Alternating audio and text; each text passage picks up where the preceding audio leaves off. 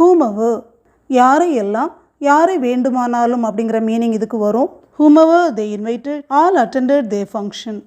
அவர்கள் யாரையெல்லாம் அழைத்திருந்தார்களோ அவர்கள் அனைவரும் விழாவில் கலந்து கொண்டார்கள். pass this news to whomever you see first in the office.